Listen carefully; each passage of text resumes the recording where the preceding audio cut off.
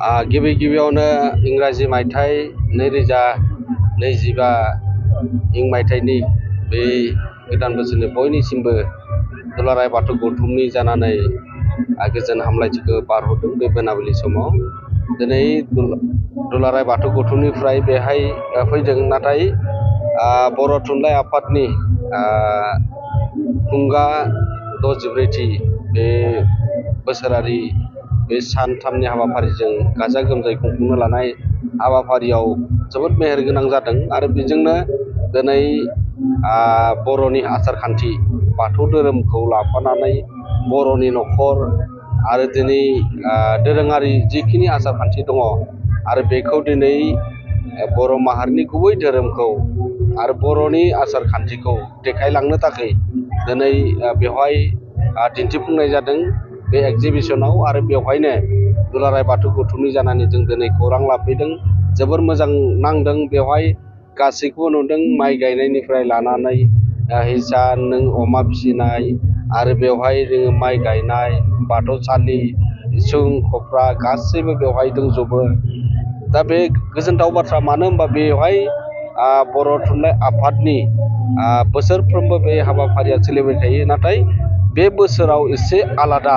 बे डिमाकुसि ओनसोलाव, उदालगुरि जिल्लानि बे डिमाकुसि ओनसोलाव बे सानथामनि हाबाफारिखौ खुंनाया गमामायैनो बर' समाजनि थाखाय, बर' हारिनि थाखाय बियो मोनसे नेरसोनथि आरो मोनसे जारिमिनारि जानानै थागोन।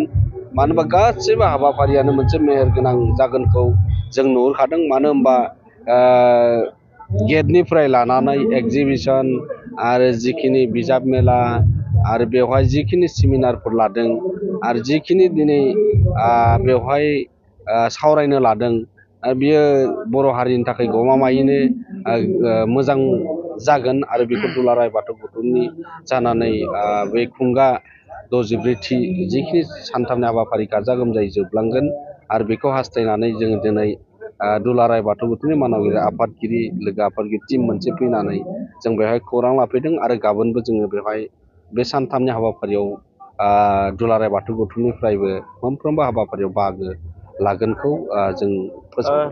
नैबे समाव मा बुङो, जिहेतु बर' न'खरफोराव दायो गोबां आइजें, जिहेतु औवाजों बानायनाय जिहेतु आइजें आइलाफोरा गोमालांनो हमदों, नोंथांमोना दिनै बेहाय दिन्थिफुंदों। बे बिथिङाव मा गमामायैनो दिनै गोदान बर' हारिनि गेजेरावबो मोनसे गोदान महर जाबाय। मानो होनबा दिनै जोङो औवाजों बाथौ हेबनाय बेफोरो जों बे गोदोनिफ्राय दङमोन, नाथाय बेखौ दा बाथौसालिफोरखौ टाइल्स खालामबाय।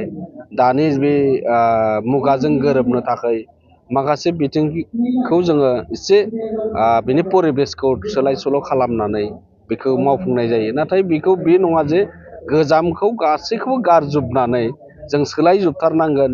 जों जुदि बाथौ हेबनायनि जायगायाव औवानि जायगायाव जुदि जोङो लहा पाटि होनानै जोङो जुदि बेखौ दुङोबा, बे जोंनि बाथौ जानानै थानाय नङा। आरो बे नेचारेल माबाया थाया, बे लासैनो गोमालांनायसो लामायाव थागोन। बेखौ दुलाराय बाथौ गौथुम हिसाबै जों बेखौ खालामनो होनाय जायाखै।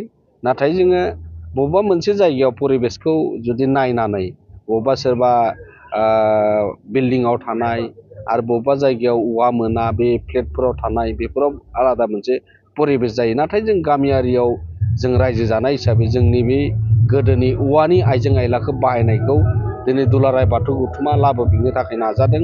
आरो बिनि सायावबो जों सावरायफिनदों। बेनिखायनो दिनै गोमालांजानो गिनानै माखासे दिनै बिटिआर गभर्नमेन्टआ 21 GI टेगखौ जोङो मोननो हाबाय।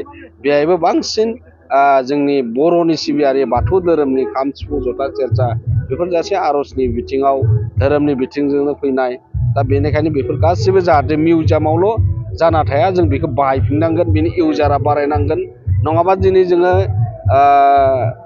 GI मोनबाय होननानै जों जुदि इउजारा जुदि बाहायाबा, बेखौ इउजारखौ जों जुदि जों होआबा, पारमिसन होआबा, जों बेयो नाथाय बेयो GI खालामनायानो जाना थागोन।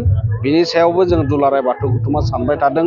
मानो होनब्ला दिनै बेखौ जोङो मा खालामनांगोन, बेखौ जों पाब्लिकनि गेजेराव लांनांगोन, बोरै लाबोनांगोन, बेखौ जों बिनि गेजेराव सावरायगोन, गभर्नमेन्टजोंबो सावरायगोन।